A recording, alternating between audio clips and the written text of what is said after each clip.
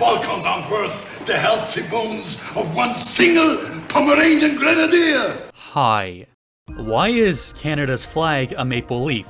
Well, every country needs a flag, and the maple leaf has been a symbol of Canada since the early days of the first French pioneers. The maple leaf has come to represent unity, or at least the supposed presence of unity between the French, Anglos, and Native Americans. Why not use it? The maple leaf has come to depict a nation charting an independent course for itself. It is a banner that occupies a special place in the hearts of all Canadians of all lineages. When you think about it, there could not possibly be a better flag. But if you have any familiarity with the history, you know that this isn't the only flag Canada has had. There has ever legally been two Canadian flags, the Union Jack from 1867 to 1964, and the modern maple leaf flag from 1964 until present day, present time, meaning the flag of Canada for almost 100 years was just also the flag of Britain. The prime ministers of Canada dragged their feet on the flag question since Confederation. As a measure that satisfied most people, but not everyone, civil flags were adopted, which were flown on government buildings, on ships, and on airplanes. From 1892, Canada began using a version of the red ensign with the provincial coats of arms. Each time a province was added, another one was integrated into the shield until it held 9 separate coats of arms. The shield was getting a bit too big and fat and jolly, so it was put down. In 1922, a new red ensign was adopted with a simplified version of Canada's coat of arms. On the flags Canada had adopted until the maple leaf, the Union Jack was usually part of them. That was normal. Canada was part of the British Empire. But as evidenced by the fact that the supermen of Europe no longer rule the world, the British Empire has passed away. So the maple leaf is a great resolution to the flag question. Or is it?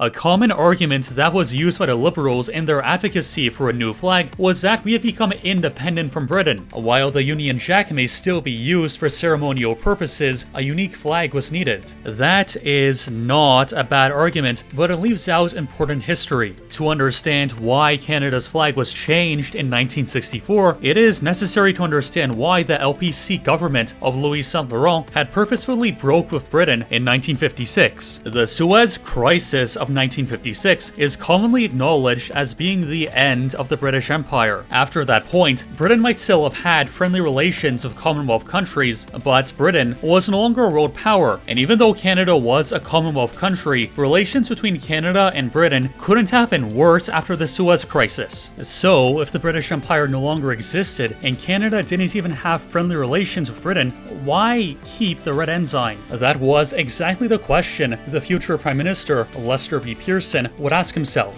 But right now, Pearson isn't the Prime Minister, he's just the Secretary of State for External Affairs, Foreign Minister, a position he was assigned to in 1948. As Foreign Minister, he was deeply involved in NATO, the United Nations, and also in the Middle East, where he set himself up as a sort of mediator. But his neutrality is questionable. He was often called Rabbi Pearson because of his support for a partition of Palestine, but it would be a mistake to call him a Zionist. It's just that his advocacy for a two-state solution put him in direct conflict with Arab nationalists who still believed that extinguishing Israel was a genuine possibility. Pearson was committed to a doctrine of compromise where, in his frame, the Arabs were extremists and the reasonable adults in the room were trying to find a moderate position that would allow Israel to exist. He also compared Arab nationalism to certain movements in the 1930s. Pearson was the UN's strongest soldier. Whenever Britain, France, the Soviet Union, and the United States had disagreements, Pearson tried to mediate through the UN. The American Secretary of State, John Foster Dulles, wanted to build an Arab coalition against communism. In building this coalition, the US sold arms to Arab countries while excluding Israel, who then turned to Canada to buy Canadian F-86 Sabre fighter jets, which were considered the best in the world at the time. Pearson refused Israel's offer because he wanted to maintain the appearance of neutrality. However, the sale sale of arms to Israel will be important later. In early 1956, Canada was stuck between the US with a confused policy on the Middle East and Anthony Eden's Britain, who wanted to mercifully crush the skull of the Mussolini of Egypt, Gamal Abdel Nasser. Pearson wanted to find a middle ground between these factions, but events were moving forward without the influence of Canada because Canada had no influence in the Middle East. In the summer of 1956, following increasingly hostile rhetoric from Nasser, Britain and the United States withdrew funding for the building of the Aswan Dam. Shortly after, on July 26th, Nasser announced the nationalization of the Suez Canal.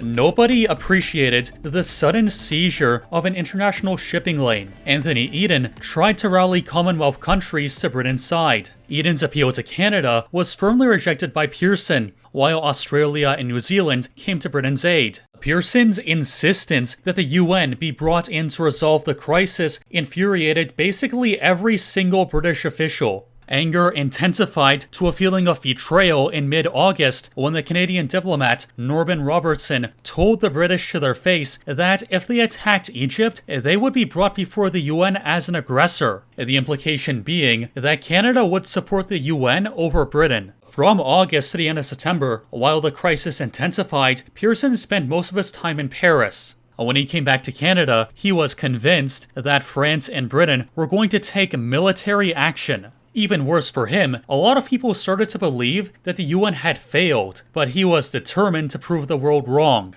Because Egypt had been receiving arms from the Soviet Union, Pearson feared that Israel would be overwhelmed by an Arab coalition. So, on his advice, Canada agreed to sell 24 Sabre jets to Israel, but to somehow maintain neutrality, because I guess these two things were equal in 1956, he simultaneously agreed to sell wheat to Egypt. Once again, the British were seriously offended. They saw the sale of wheat to Egypt as another betrayal. Consequently, the British pulled back from diplomacy with Canada in October. On October 29th, Israel invaded Egypt with the backing of France and Britain. They wanted to seize the Suez Canal. This invasion had been kept secret, and the US and Canada, which were supposed to be close allies of Britain and France, only found out about it as it happened. Dulles, Pearson, Saint Laurent, Eisenhower, everyone was outraged. Norman Robertson, who was deeply invested in British-Canadian relations and placed a special emphasis on his personal friendship with British officials, felt like he had been backstabbed. If the Suez Crisis was the end of the British Empire, then the invasion consecrated a permanent split between Canada and Britain. Canada was no longer an ally of Britain, and Britain itself would soon be reduced to a second-rate power. On November 1st, Pearson flew to the UN in New York. As soon as he arrived, he was the center of attention, as diplomats from all countries saw him, more than anyone else, as someone who could bring an end to the crisis. His peace plan was pretty innovative at the time, a ceasefire, followed by a United Nations military force to separate Egypt and Israel. However, Pearson did not immediately submit this plan as an actual resolution. Instead, Dulles put forward a similar resolution calling for a ceasefire and withdrawal of troops. The UN Special Assembly met at 5 p.m. and debated the American resolution until 4:30 a.m. the next day. Throughout the entire debate, Pearson said nothing. For good reason. He wanted to maintain neutrality. When the resolution came to a vote, New Zealand, Australia, Britain, France, and Israel voted against it, and Canada abstained. After the vote, Pearson finally articulated his peace plan of creating a United Nations military force to the Special Assembly. After the assembly, Pearson flew back to Ottawa and got official approval to pursue his plan as foreign policy. On November 3rd, Pearson flew back to New York for another special assembly. The British and French accepted his peace plan, bravely assuming that their own armies would be part of that force, while the US backed it because President Eisenhower was facing an election in a couple days and wanted the Suez Crisis finished as soon as possible. At 2 a.m. November 4th, 57 countries voted in favor of Canada's resolution, and no one opposed it. Immediately, Pearson was swarmed with delegates, thanking and congratulating him. What was created was called the United Nations Emergency Force, the UNEF. This eventually evolved into the Peacekeepers. As Egypt was busy getting destroyed by the coalition of Israel, France, and Britain, Nasser accepted the UNEF. However, to insult the British and French once again, Pearson refused to allow their troops to be a part of the UNEF. and Canadian troops wouldn't be part of it either. Nasser didn't want the Canadians because they were too similar to the British with their military traditions, badges, and most importantly, their flag, the red ensign. And also the fact that the battalion that would be part of the UNEF would have been the Queen's Own Rifles, and Nasser believed that this would be considered by the Egyptian people as a battalion personally in service of the Queen of England. Pearson was furious with the Egyptians. It would have been an extreme embarrassment if Canadians weren't allowed on the UNEF. As a compromise brokered by the UN Secretary General Dag Hammarskjöld, Egypt allowed Canadian specialist units. A year later, on October 14th, Pearson won the Nobel Peace Prize. It's important to reflect on what Pearson actually achieved because there is a lot of mythology in Canada and in no other country besides Canada that makes Pearson out to be a messiah who saved the world from nuclear war. To be sure, his achievements at the UN were impressive, but anyone not already familiar with this myth would hardly say that he saved the world. Because of the personal relationship between Pearson and Hammarskjöld, it is likely that without Pearson, the UNEF would have never been made possible. Hammarskjöld didn't believe that Pearson's resolution would even pass. On the night of November 3rd, Hammarskjöld was probably ready to quit and leave the UN, believing it had failed. The success of Pearson's resolution shocked everybody into action, and Hammarskjöld worked with renewed confidence in the UN and got the UNEF on the ground fast. However, it is unlikely that the world would have gone to nuclear war over the Suez Crisis. It's only when there's a faction in favor of war that war becomes a possibility. The United States and the Soviet Union didn't have war hawks that were willing to end the world over Suez. In the cases of the two world wars before 1914, it was already well known that there were factions in both Serbia and Austria who wanted to mercifully kill each other. Austria-Hungary was ready to start an entire world war because the war hawk Konrad von Hotzendorf was empowered by the Sarajevo murder. And with World War II, everybody is already a self-proclaimed expert there, so I don't have to explain. Wars don't happen on autopilot. War hawks actually need to push a country into war. There is also something to be said about how the USSR and the US ganged up on France and Britain. Both international liberalism and international communism were in a competition to see who could be the most anti-colonialist. The Suez Crisis was a good opportunity for both of these two third world ideologies to prove to brown people that they were really on their side. While Pearson was celebrated abroad as a peacemaker, at home, public opinion was in favor of Britain's policy of mercifully enacting war on Egypt.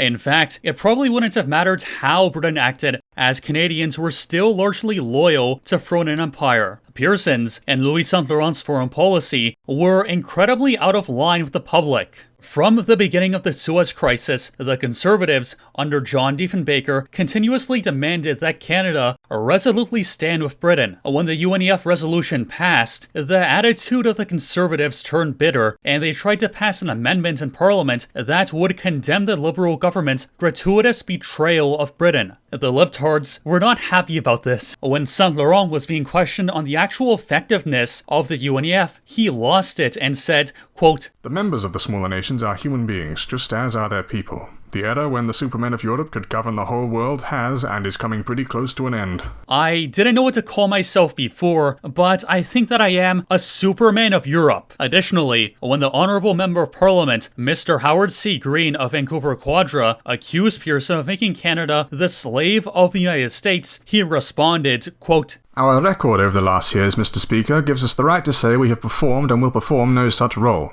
It is bad to be a chore boy of the United States. It is equally bad to be a colonial chore boy running around shouting, 'Ready, aye, ready.'" It is good to note that during the entire Suez Crisis, Canada had closely cooperated with the United States and never ever cooperated with Britain. For the British, this made Canada a much more of a focus of resentment than the US. The Conservative amendment lost, but a year later, Diefenbaker won the 1957 election partially because he supported Britain so strongly. And why should the public have supported Pearson? Canada had no economic, security, or diplomatic interest in the Middle East. Canada was not, and still isn't, a global power. Moreover, this was not just a humanitarian foreign policy. It would be one thing if Pearson was advocating for peace abroad. It becomes entirely different when you are alienating a close ally. The United States dominates North America. On multiple occasions in the 19th century, the US wanted to annex Canada. After the American Civil War, the US Secretary of State, Hamilton Fish, asked Britain to cede Canada as reparations because Britain allegedly supported the Confederacy. The only reason the Canadian state exists is because it was a client of another great power.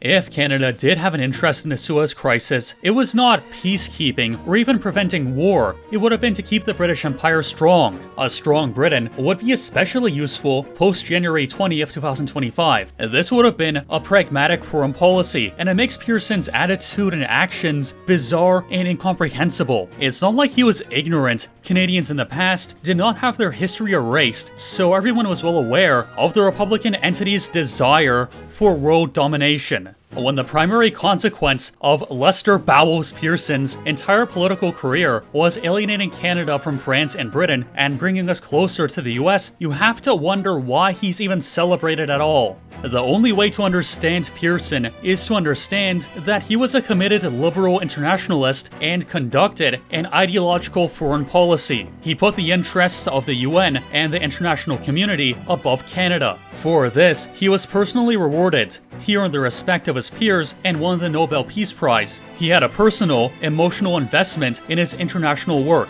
But in all the acclamation and praise he received, there was one stain, one thing that Pearson never got over because it ruined his greatest achievement: the fact that Nasser had rejected Canadian soldiers because of the red ensign. Pearson would carry this resentment all the way to the office of Prime Minister.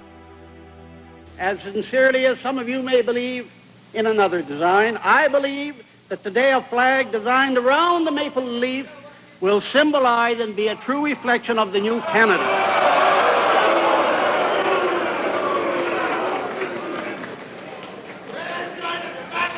Today there are 5 million or more Canadians whose tradition is not inherited from the British Isles, but who are descendants of the original French founders of our country.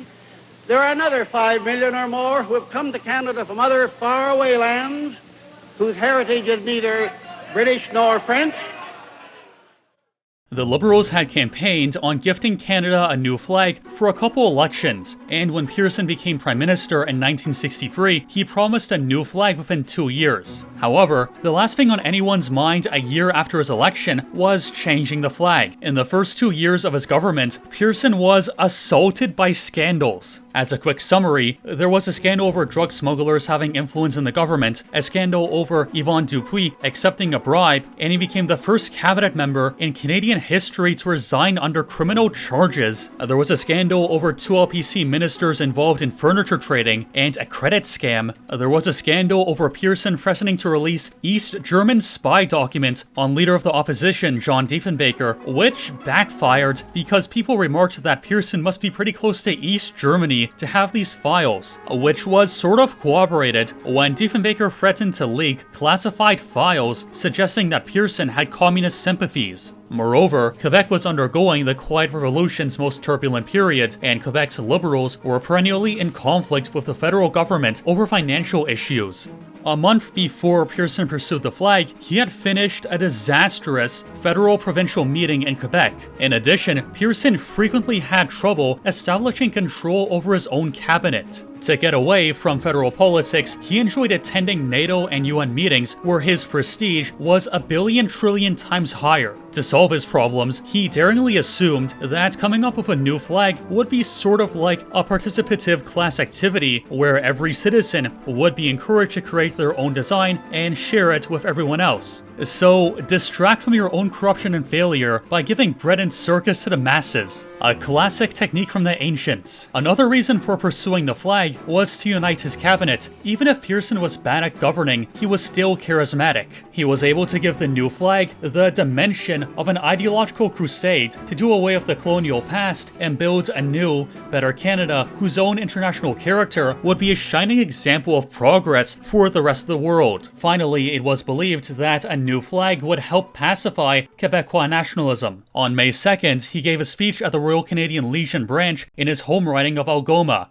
in the very small town of Espanola, located on the Spanish River. And yes, the name Espanola is a corruption of Espagnol. It was there that the first shot of the Great Canadian Flag debate was fired. The Legion, made up of veterans of the First and Second World Wars, were the Red Ensign's strongest soldiers. They had fought and bled under the Ensign. His speech had a very cold reception, and a minority of the audience booed him non-stop. With the Legionnaires, he spoke of honor and the pride of wearing the maple leaf badge in the Great War. On May 10th, Pearson gave another speech at the O'Keefe Centre about the flag. When it came to metropolitan Toronto, he spoke of diversity, the need to fight discrimination and prejudice, and the desire to eliminate hyphenated Canadians through new symbols. From these first two events, what Pearson should have realized quickly is that a flag debate would serve to further divide Canada. And it's not like that wasn't a secret, as if Pearson was testing the waters to see if this would be a controversial issue. Even before the flag debate had officially begun, the forces of tradition were mobilized. Quote, in Toronto, the Telegram reported that a drive to sell 40,000 Red Ensigns in 3 years was to be launched by the Hustlers Young Men's Bible Class of Grace United Church, and that no fewer than 93,000 signatures have been collected supporting the adoption of the Red Ensign as Canada's flag.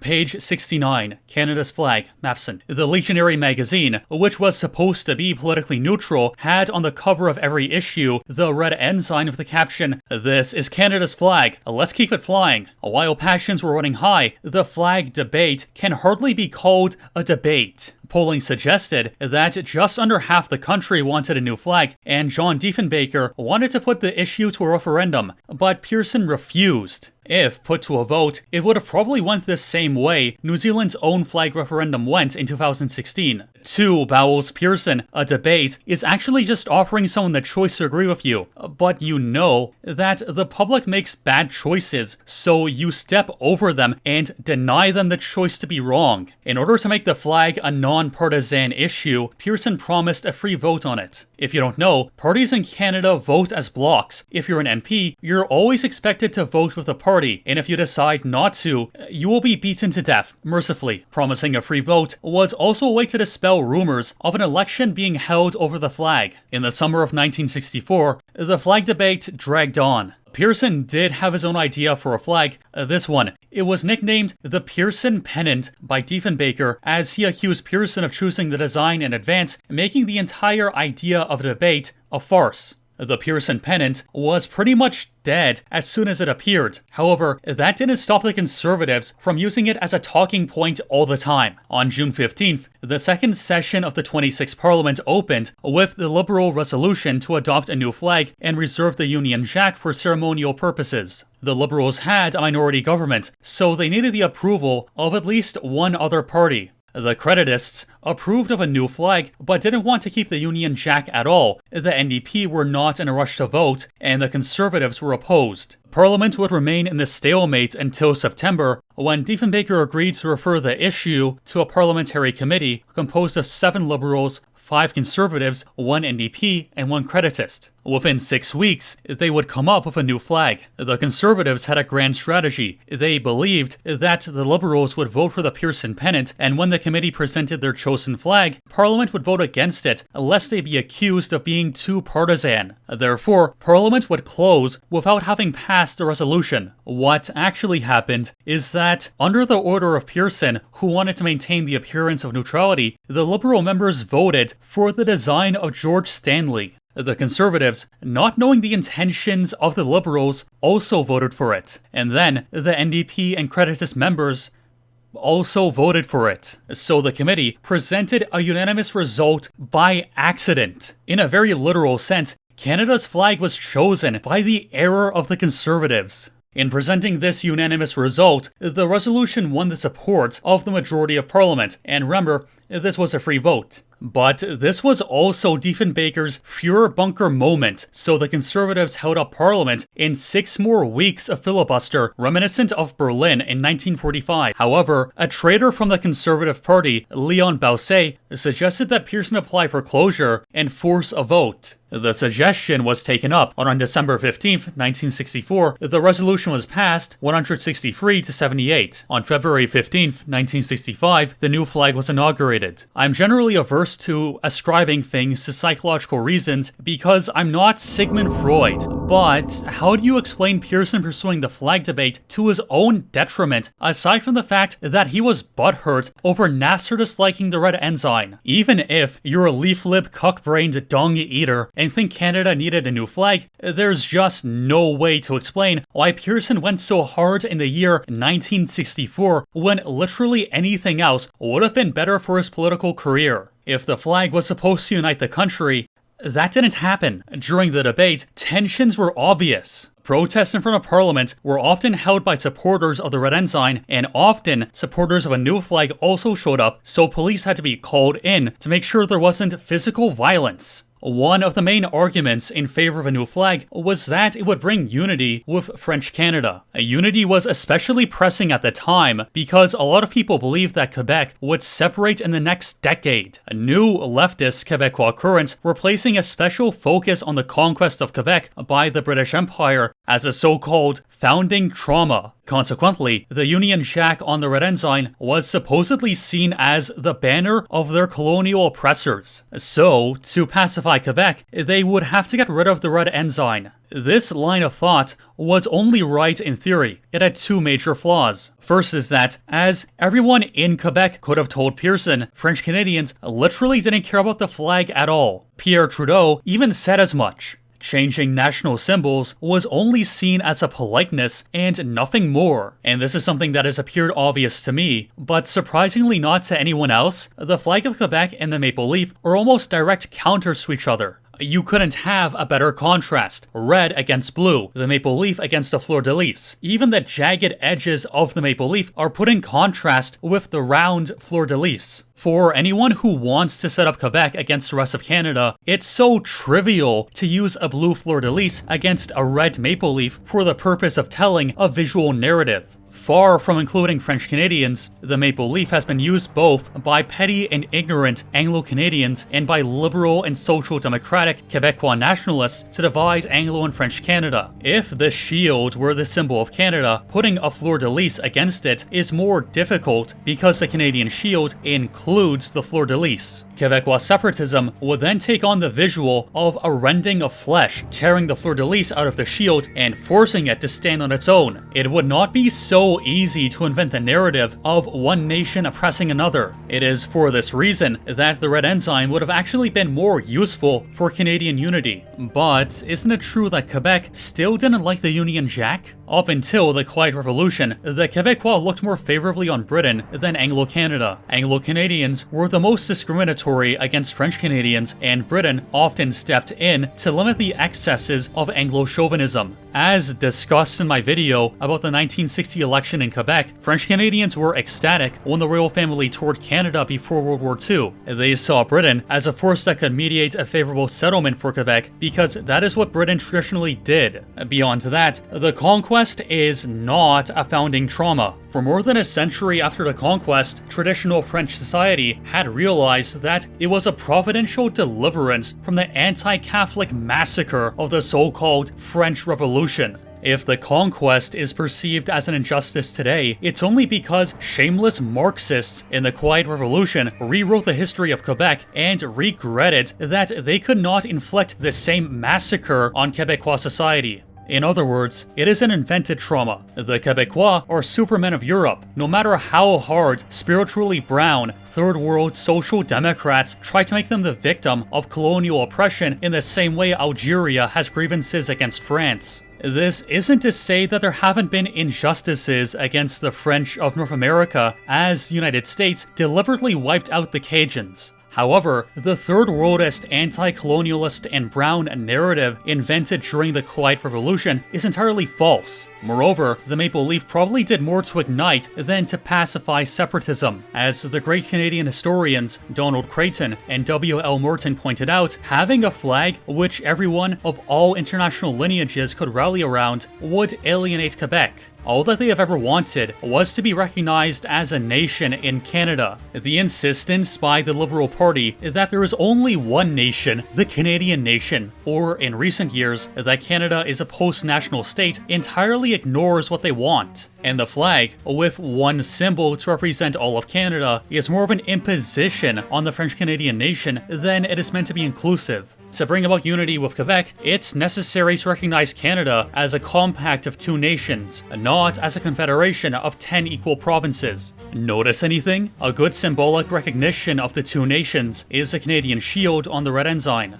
The maple leaf did nothing to stop the two independence referendums in 1980 and 1995. By the way, while the first referendum lost by a huge margin, the second one came very close to succeeding in spite of Canada becoming more inclusive, more liberal, and more progressive. In fact, you can draw the exact opposite conclusion and say that as Canada has become more tolerant and diverse, the more Quebec has wanted to leave. In judging the maple leaf by its own stated purpose, it is impossible to come to any other conclusion than that it was a failure. And that's Pearson's entire legacy, isn't it? His three major achievements are peacekeeping, the flag, and healthcare. The settlement he reached with Egypt failed. 10 years later, Egypt unilaterally dismissed the UNEF, and there was another war. And with healthcare, well, I guess that's not a failure. I'm glad I probably won't die from stepping on a rusty nail. What's crazy about this entire story is how Canadians have been gaslit into believing that Pearson was even a good prime minister at all, let alone one of the greatest prime ministers in Canadian history. I swear, on my honor and on my life, that when Canada is ruled by the Superman of Europe, we will 2,000,000% rename Pearson Airport to Adrian Arcand Airport.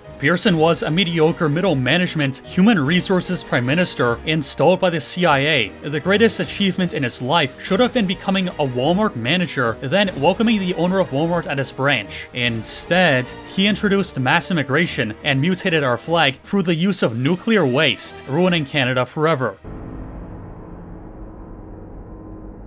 And let's remember, we are the party of healthcare. We are the party of the charter. We are the party of the maple leaf.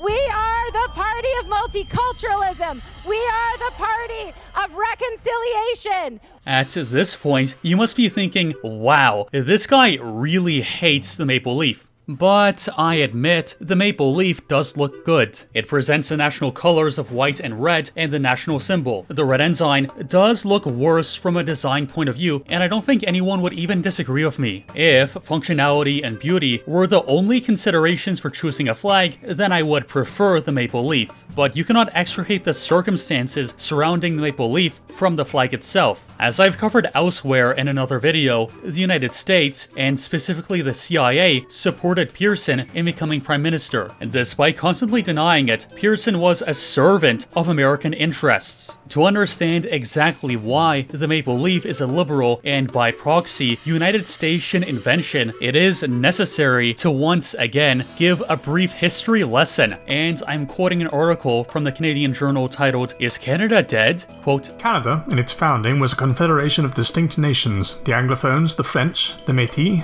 the various native peoples, the Scottish and Irish Galophones of the East Coast, all unified in mutual opposition to America.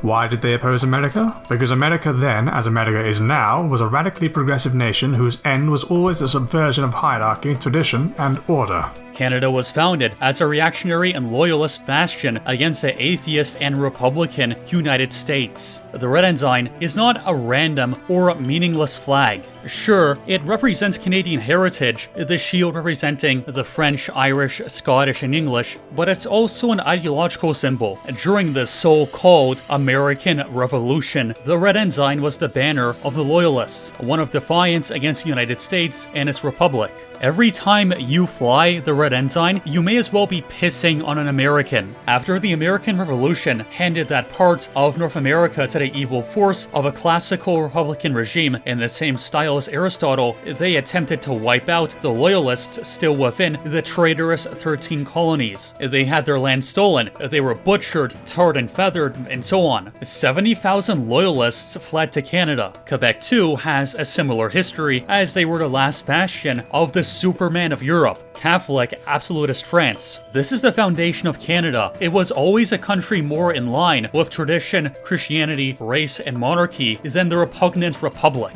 I've already gone over 2 motivations behind the flag, but there was a third. In removing the red ensign, they would do a lot to distance Canada from its reactionary and radical traditionalist foundation. In doing that, it would become easier to transform Canada into a multiracial GDP per capita democracy. John Ross Matheson was the Maple Leafs' strongest advocate. He was essentially Pearson's top guy in the same way that Hitler's sidekick was Himmler. Matheson was the head of the parliamentary committee of choosing the new flag, and later he wrote an entire, very well-researched book detailing not only the history of the flag, but of Canada's national symbols. Matheson says what the main purpose of the flag was in the beginning of his book, quote, "The spiritual search which I allude to is the ongoing quest for that good country, where people of every lineage feel at home, feel free to nurture the best that is in themselves and build the good society." You might have missed this because it's really subtle, but he's saying that a man from Goa who arrived in Pearson International Airport yesterday is just as Canadian as someone whose ancestors were buried in the eastern townships 400 years ago. Of course, I'm sure that Matheson would be horrified to know what some places in Canada look like post-2021, but modern-day Brampton, Ontario, where there are constant race riots between different foreign transplants, is the full implication of his words. Before going further, it's important to touch on one thing. The maple leaf is actually supposed to be representative of Canada's traditions. For those who don't know, the colors and layout of the maple leaf parallel England's St. George's Cross. But if you approached randos on the streets and asked them, probably not a single person would know that. And no one can look at the modern Canadian flag and come to the conclusion that it parallels England's flag unless they were told so beforehand. So that factoid means nothing when no one without prior knowledge would come to that conclusion on their own. And also the national colors of Canada are white and red because white represents Bourbon France and red represents England. For this reason, Quebec's national color is white, not blue. Anyways, when the proponents of the maple leaf said that Canada was in search of an identity, the identity that they were referring to was blank slate, interracial, interventionist capitalism, an identity shared with every other country in the West. The British Broadcasting Corporation says that Britain is a nation of immigrants. London recently renamed their metro, and one of the lines was called the Windrush Line, commemorating the immigration of Caribbeans to Britain after World War II, which is called the Windrush. Emmanuel Macron, otherwise known as Jupiter, said, and I quote, "There's no such thing as French culture. There's culture in France, it is diverse." By the way, if you defend that statement by saying that there's a difference between the cultures of Picardy and Corsica, I'm also sure that you would have great difficulty telling which part of this color spectrum is blue. The maple leaf simply does not give Canada a unique identity, when this supposed identity, that being a country where anyone of any lineage can build the best future for themselves, is shared by America, France, Britain, Germany, Ireland, Australia, New Zealand, and so on and so on and so on. That flag, by being inclusive of the world, is foreign to Canada itself. The maple leaf represents foreigners, which is exactly why leftists and Canadians by paper whine that the red ensign is a foreign symbol. It is foreign to them, but not to us. If someone says that the traditional flag is a foreign symbol, I can only take that as meaning that their ancestors came after the 1967 Mass Immigration Act and did not fight and bleed with joy for throne and empire. Nothing can be foreign which has been consecrated with the blood of the brave sons of Canada. The new conception of what a Canadian is shaped by branding. There was a commercial aired in the year 2000 by the beer company Molson, and it is a good 1-minute summary of the artificial construction of Neo-Canada. Hey, I'm not a lumberjack or a fur trader, and I don't live in an igloo or eat blubber or own a dog sled. And I don't know Jimmy, Sally, or Susie from Canada, although I'm certain they're really, really nice. I have a prime minister, not a president. I speak English and French, not American, and I pronounce it about, not a boot. I can proudly sew my country's flag on my backpack. I believe in peacekeeping, not policing. Diversity, not assimilation. And that the beaver is a truly proud and noble animal. A toot is a hat, a Chesterfield is a coach, and an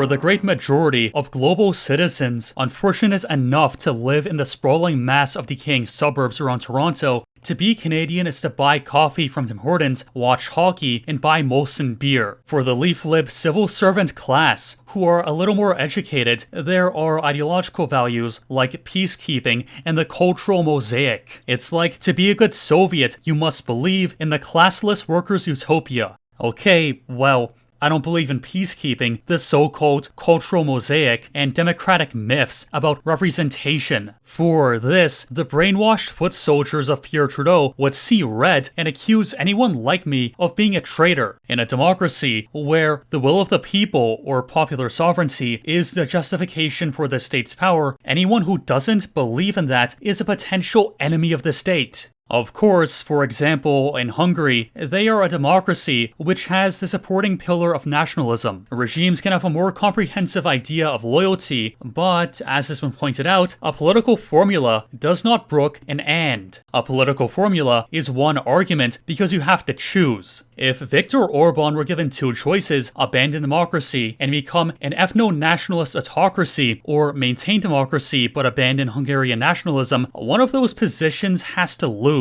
I don't know which one he would choose, but at a lower level, such decisions where you sacrifice one thing for another are made all the time. And of course, philosophical contradictions can exist in a political system without any noticeable problems for centuries, but the overall trajectory of a country will be influenced by its own justification for existing. That is why I am so against democracy, or republicanism, or popular sovereignty in all its forms. America is what it is today, even though it was founded with pretty strong nationalist pillars. Any state that derives its authority from below, from a shapeless and amorphous mass, will eventually end up below as a shapeless and amorphous entity. The pillars of the Canadian state are diversity, popular sovereignty, and human rights or equality. There is demonstrable ethnic chauvinism and favoritism among some recent arrivals. This is pretty bad in Surrey and Brampton. It's not a secret that many new truck drivers are unqualified and have only received their licenses through nepotism. Diversity and equality are in conflict because, obviously, Anglo-Canadians would never be allowed to act with the same ethnic favoritism. In this conflict, diversity wins, and nevertheless, it is through belief in these ideological tenets that friends and enemies are defined. There has been no attempt to assimilate immigrants for decades. The only thing that the mediocre and unimpressive middle management political class cares about is that their neo-Canadians buy into their dogma. That is fairly easy, since unlimited consumption comfort voting has progressed past the need for a nation and religion. The maple leaf is a symbol of Canada, but it never represented a single unified nation. There are 3 nations of Canada: French Canada, Anglo Canada, and Newfoundland, in addition to various Siberian American nations. The maple leaf is a shared symbol between all these peoples, but what it does not represent is a nation. Anglo Canada is better represented by St. George's Cross, and French Canada by the Fleur de Lis. But saying that the English cross is a good symbol for Anglos would be met with confusion.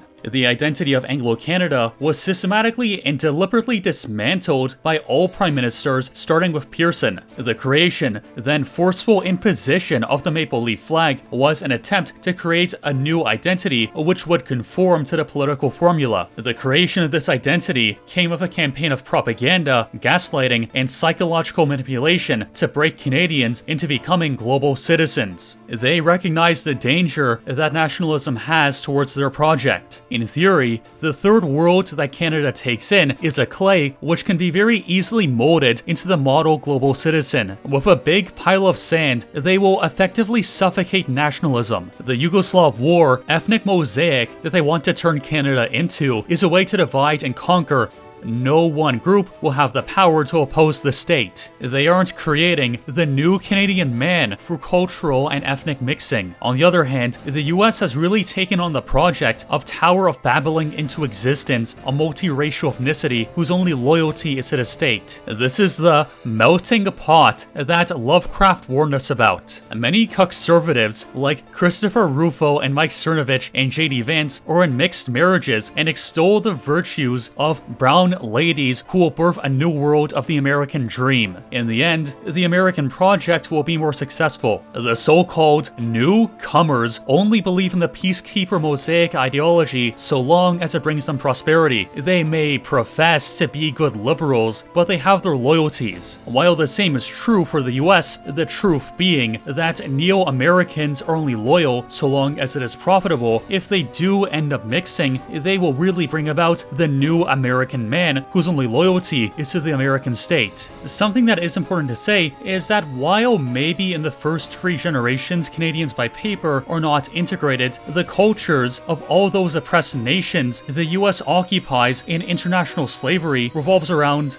the US. Cultural and racial integration is the main export of tunnel dwellers, and Canadians, as well as other Europeans, take up this export. Yes, the Canadian state has not attempted to integrate anyone. However, the United States has made it their objective to erase all identities all over the world. This is called the McWorld by Benjamin Barber. We might speak of ethnic chauvinism among some recent arrivals, but in 4 generations, they will wear sweatpants, listen to rap made by African Americans, and watch basketball, all according to the CIA's plan.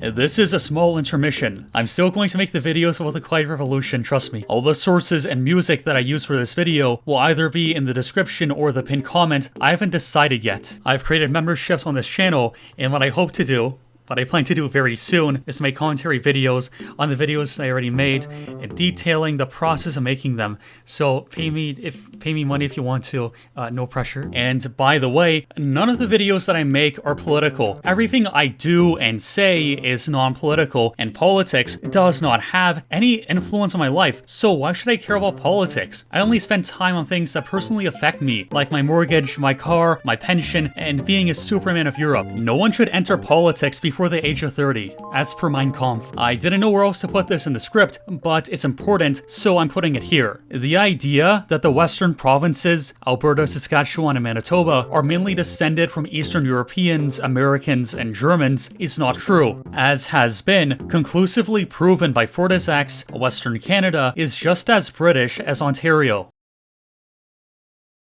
Canadians, we in this party over the years have said we had no objection to a distinctive flag.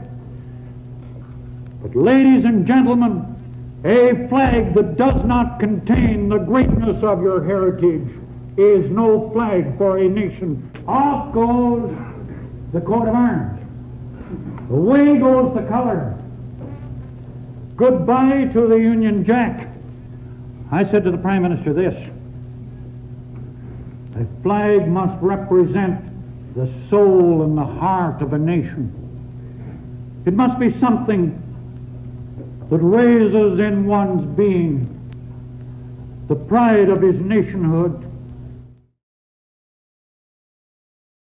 On the right, it is almost consensus that Canadians are Canada's way to experience itself, the experience in question being one of collapse and disintegration and balkanization and inevitable union with the US. I made this point in a trial of air video, but I'm gonna make it again. Whatever happens will happen. In the final analysis, all you can really do is stir the pot and hope to radicalize more people. Successful political projects often take decades. In those long years, you must adopt the ethic of a Superman of Europe devoted to his national cause. You have to do what's right without thinking of success or failure. Julius Evola has made this point very well. Power doesn't accrue to those who want it. The Superman of Europe is indifferent. The Superman of Europe goes on his course without acknowledging transient thoughts or opinions. Sure, this country sucks and might not exist in 50 years, but I'm also Canada's servant. It's wrong to abandon your homeland because you don't like how it is in this specific moment. In any case, those who abandon Canada over an obsession with winning are precisely the people who will not be able to build any future at all. Those Canadians who desire annexation have moved from one establishment that hates them to another establishment that hates them. It has often been said by some commentators, who I won't name, that you cannot revive dead movements. I completely agree. You cannot channel Dirlewanger and resurrect the Third Reich. What's done is done. Things have changed forever. However, I believe that a lot of people take this line of reasoning way too far. Everything that has happened in the past 300 years, someone has already thought about. This is why a writer like Joseph Demetra can almost appear like he's writing in present day, present time, even though he was alive 200 years ago. When dedicated Serbian patriot Lubomir S. Jovanovic was in his office and Bishop Velimirovich of Ohrid asked him why he had unifiers of Germany and Italy, Mazzini, Garibaldi, Motka, and Bismarck as portraits on the walls of his office, but not Milos and Karageorgia, Jovanovic replied that the great Serbian leaders of the past are in our blood, but these supermen of Europe are the great revolutionaries and statesmen of our time. When Jovanovic said this, Germany had been unified 40 years ago and Italy 50 years ago, and Mazzini, Garibaldi, Motka, and Bismarck had all passed. When looking at leaders who put their countries in line with perennial tradition, they tended to do similar things. This is because tradition stands outside of time and space. Anything that would be done today by the supermen of Europe would follow suit. Although tradition is unique and coherent, the civilizations and nations of the world each have different ways of expressing it. There are different truths for different peoples. Canada must find itself again. The loyal sons of Canada must work cooperatively to renew our defiant and indestructible union of French and British. When saying that democracies will always tend towards the ideological rebirth of the human race, you can make the credible argument that from Confederation in 1867, Canada was a parliamentary democracy founded on the will of the people, so why even bother? Well, the greatest period of Canadian history were the years following the American Revolution, when pioneers in Ontario established a militaristic total war state that was deeply religious, had lots of kids, and was ready to fight the United States to the death. It was that period, too, in which moral unity with French Canada was the strongest, as they stuck to being supermen of Europe in the face of the French Revolution. Two nations formed an indestructible union in defiance of republicanism, the enemies of humanity. But this period didn't last long. There is no return to 1810. Rather, there has always been something in Canada which is unique and different compared to the rest of the world. The work today is, at once, rediscovering our foundational spirit while discovering a new path. To discover is the correct verb because it already exists. It just needs to be found. The red ensign is gone. It is possible to make it fly once again, but flags represent ideas and peoples and histories and cultures and ideologies. The entire purpose of a flag is to be a quick self-identifier. That much is obvious. If Canada were an absolute monarchy in the same style as France or Spain back in the good old days of consecutive brother wars for no reason, then the flag would probably look like this. And I think that's cool, but absolute monarchy is pretty much fucking dead if you know what I mean. In rejecting the old red ensign, I'm not saying that countries must update their flags like Windows to take into account recent developments in the world, and I'm also not saying anything against Operation Ensign. I fully co-sign their campaign of flying the red ensign at all times, but the flag of a renewed and vital Anglo-French union shouldn't include the Union Jack. If fidelity to the empire was an important supporting structure, then the empire is finished. There is nothing left to swear allegiance to. Some of the leaders of the Great Canadian Renaissance, like Fortazax, have put forward the red ensign without the Union Jack and with the shield in the center as a new symbol of Canada. Personally, I think that it's not possible to come up with anything better. Although, I would move the shield a little to the left so that it looks centered while flying. In summary, Pearson was angry at the Mussolini of Egypt, so he drew a new flag with crayons like an impotent child.